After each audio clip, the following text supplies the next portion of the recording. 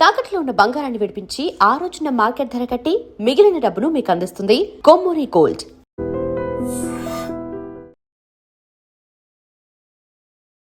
నమస్కారం, welcome to I dream. ధర్మ మార్గం విత్ విజిత కార్యక్రమానికి స్వాగతం.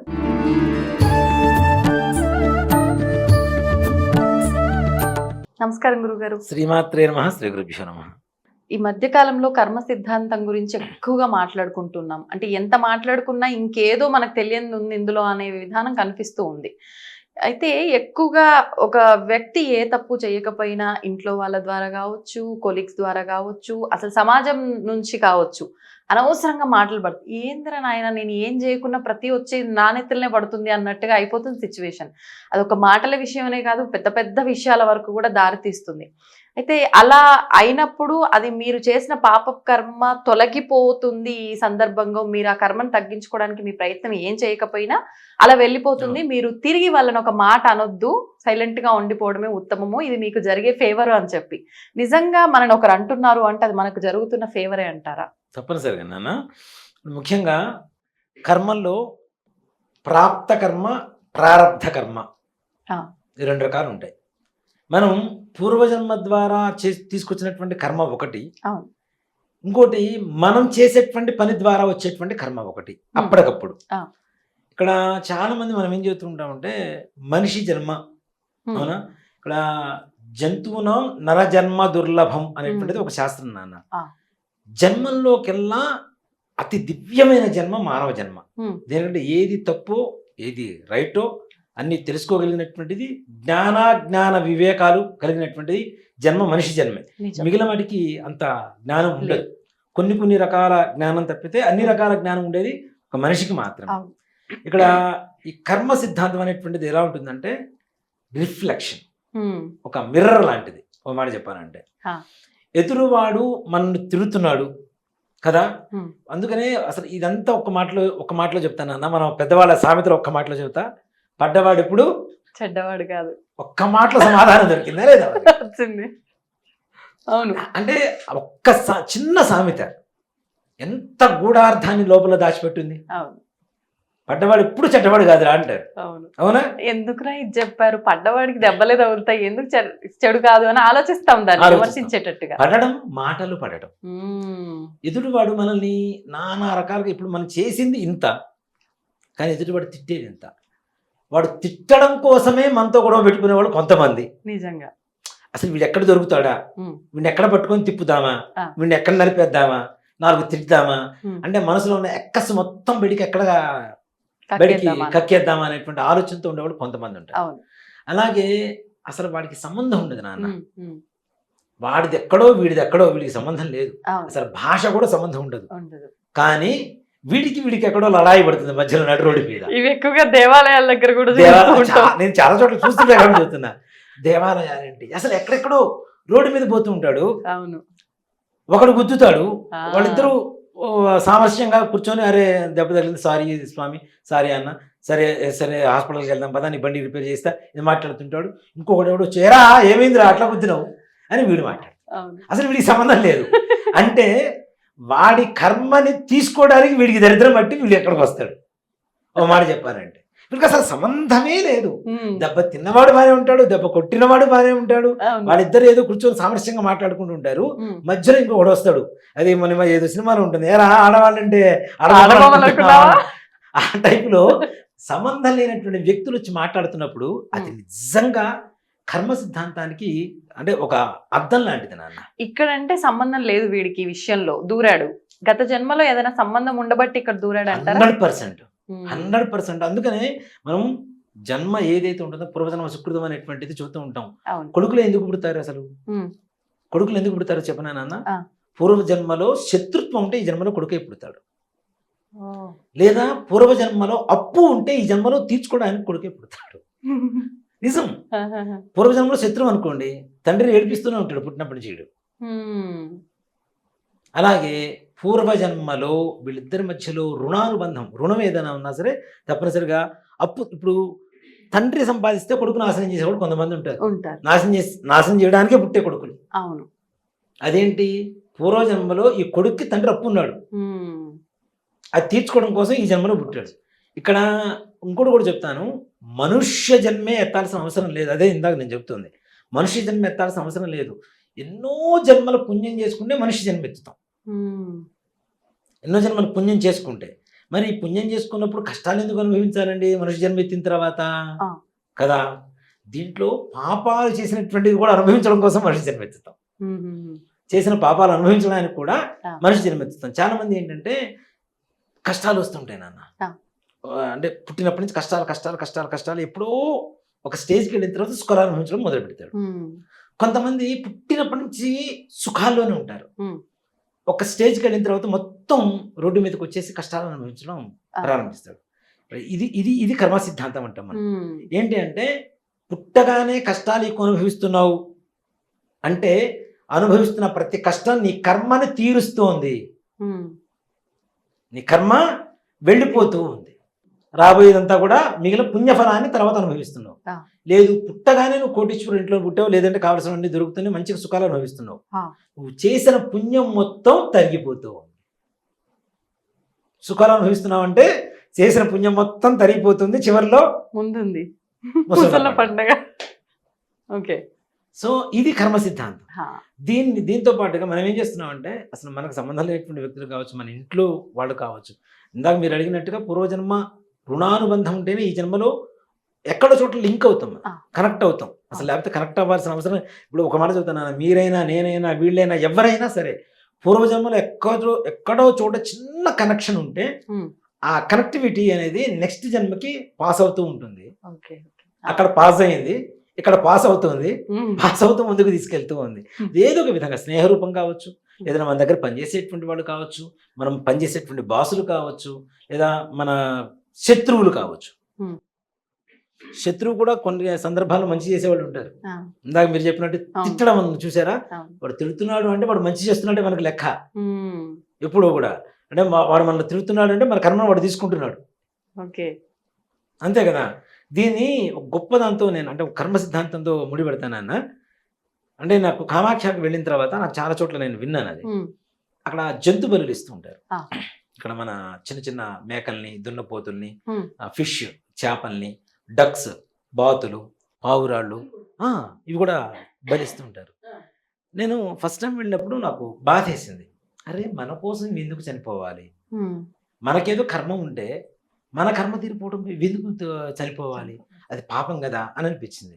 తర్వాత లోతుగా కర్మ సిద్ధాంతం గురించి తెలుసుకుంటూ లోతుకి వెళ్తే నాకు తెలిసింది ఏంటంటే పూర్వజన్మలో దానికి మనకి ఏదో రుణానుబంధం ఉంది, మన పాపం తొలగించడానికి అది జన్మెత్తింది. మనకున్న కష్టం తొలగించడానికి అది జన్మెత్తి దాని ప్రాణాన్ని అర్పించింది మన కోసం. చూడండి అది ఎంత త్యాగం చేస్తుంది మన కోసం. నెంబర్ 1. నెంబర్ 2 ఇంకోటి కూడా ఉంది నాన్న, అప్పుడు కూడా మరి పాపమేగా మన కోసం చచ్చిపోతుందంటే. కానీ మరి ఎక్కడ పుణ్యం వస్తుంది అంటే కామాఖ్య దేవాలయంలో ఎవరైతే ప్రాణం విడుస్తారో వాళ్ళకి మరుసటి జన్మ ఉండదు అని చెప్పి శాస్త్రం. పునర్జన్మ ఉండదు కాబట్టి దానికి మరలా జన్మ లేకుండా ముక్తిని కలుగజేస్తుంది మన కారణం. ఇది రుణానుబంధం అంటే. అంటే పూర్వజన్మ కర్మ సుకృతం అంటే ఇలానే ఉంటుంది. మన వల్ల చనిపోతుంది, మన కోసం పుట్టి మన కోసం ప్రాణం అర్పిస్తుంది, కానీ దానికి మళ్ళా పునర్జన్మ లేకుండా శాశ్వత మోక్షాన్ని, ముక్తిని కలుగు చేస్తుంది మన కారణం, మన కష్టం. సూపర్. ఇప్పుడు ఇది విన్న తర్వాత నాకు మటన్ షాప్, చికెన్ షాప్ గురించి అడగాలనిపించింది. చెప్పండి. అది అక్కడ మన కోసం చనిపోయింది దేవాలయంలో కాబట్టి ఎండ్ అయిపోయింది, కర్మ లేదు, ఇంకా దానికి మనకు రుణం లేదు. చికెన్ షాపుల్లో, మటన్ షాపుల్లో అది ఎంతో మంది కోసం చనిపోయినప్పటికీ మన ఇంటికి వచ్చి మనం తినేస్తున్నాం, కర్మ క్రియేట్ అవుతుంది ఇక్కడ. దానికి మనకు మధ్యలో మళ్ళీ రుణానుబంధం ఉంటుందంటారా? 100% ఉంటుంది నాన్న. ఇప్పుడు చేసిన తినే ప్రతి మెతుకు, తినే ప్రతి ఈ పదార్థాలు ఏవైతే ఉన్నాయో వాటికి తప్పనిసరిగా ఇది ఉంటుంది. అసలు మనిషి జీవితంలో భోజనం చేయడమే మహాపాపం అని ఒక శాస్త్రం. అవునా? అన్నం తినడం పాపం. వాటిని ఏ విధంగా మనం పండించుకొని మనంతట మనం తింటే పాపం లేదు. ఎవరో పండించినవి మనం కొనుక్కొని తింటున్నా కూడా పాపం అనే చెబుతుంది శాస్త్రం. రైతులకు తప్ప మిగతా వాళ్ళందరికీ పాపమే. అంటే మరి ప్రతి ఒక్కళ్ళు సేద్యం చేయాలనే కదా శాస్త్రం చెబుతుంది. అవునా? ఇప్పుడు పెళ్ళప్పుడు కూడా కొంతమంది పత్తి గింజలు చల్లిస్తూ ఉంటారు. మరేంటి, వ్యవసాయం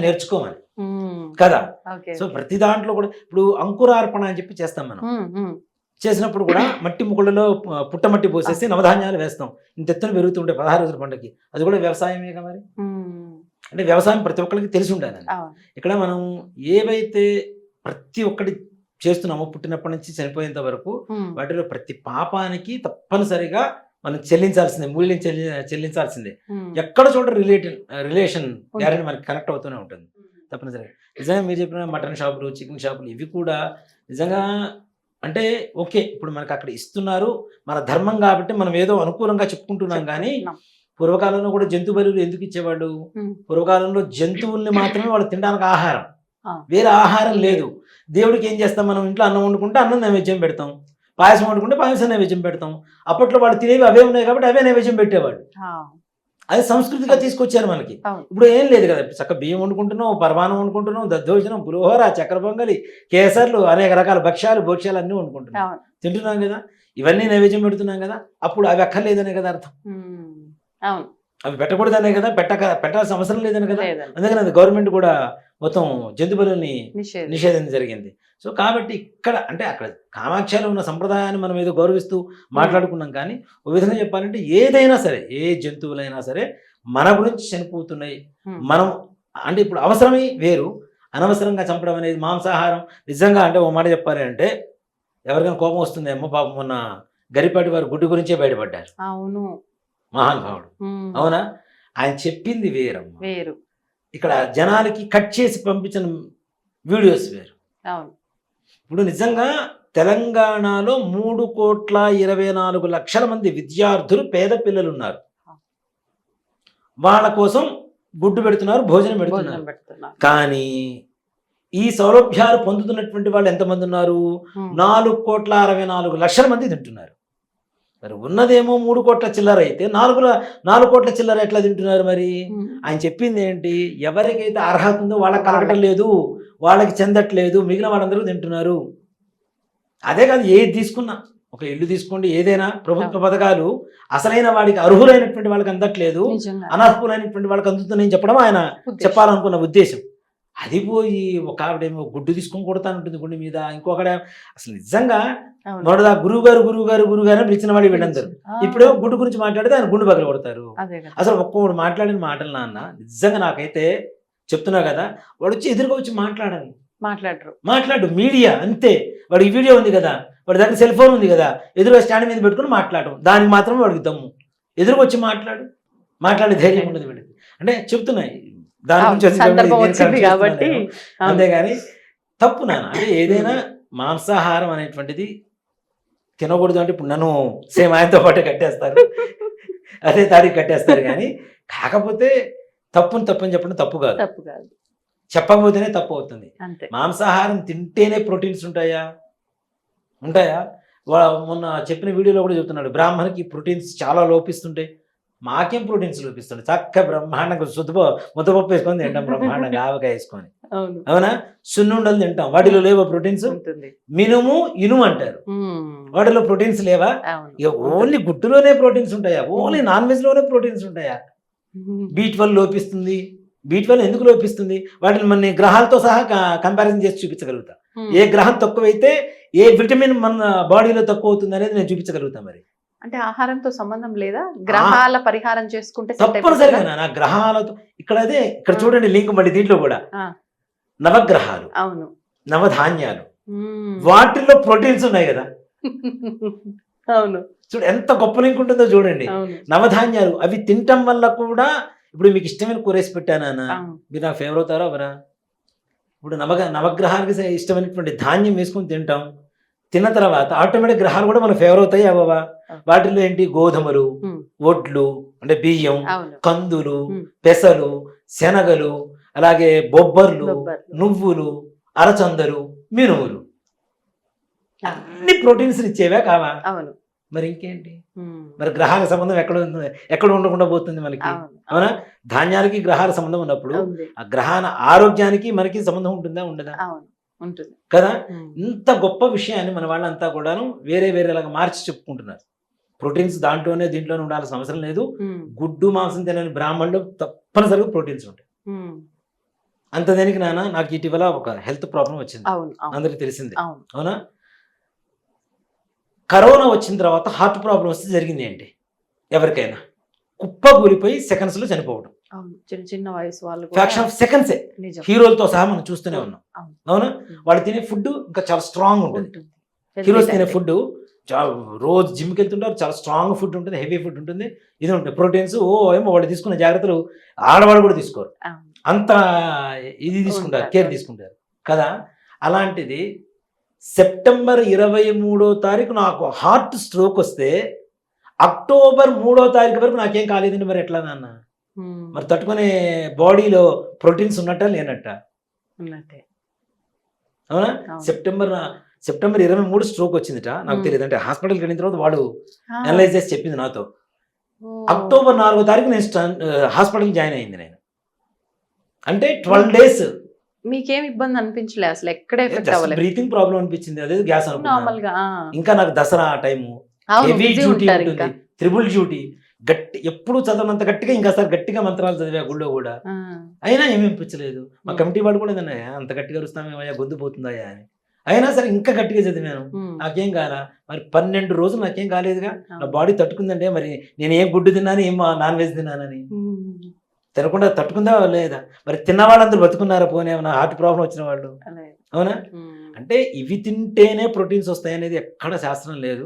దయచేసి ఓకే, మనం డైవర్ట్ అయిపోతున్నాం దీంట్లోంచి దాంట్లోకి. కాబట్టి మాంసాహారం తినడం ఇట్లాంటివి కూడా పాపం కిందకే వస్తుంది తప్పనిసరిగా. అది. ధన్యవాదాలు. శ్రీమాత్రే నమః, శ్రీ గురుభ్యో నమః. దీన్ని తవ్వండి, తవ్వుతూనే శివలింగం. పరమాత్మకు జీవా సరే దాన్ని అట్లా కప్పేసేయండి, చూపించదండి. Krishna is there. మూర్తి పూజ కాదు, సాక్షాత్ బ్రజేంద్ర నందన భగవాన్ ఉన్నారు మూర్తిలో. ఏమీ ఆశించకుండా ఆరాధించే వాళ్ళు కూడా ఉన్నారా ప్రభుజీ? నిజమైన భక్తి అంటే మనకు తెలియదు కాబట్టి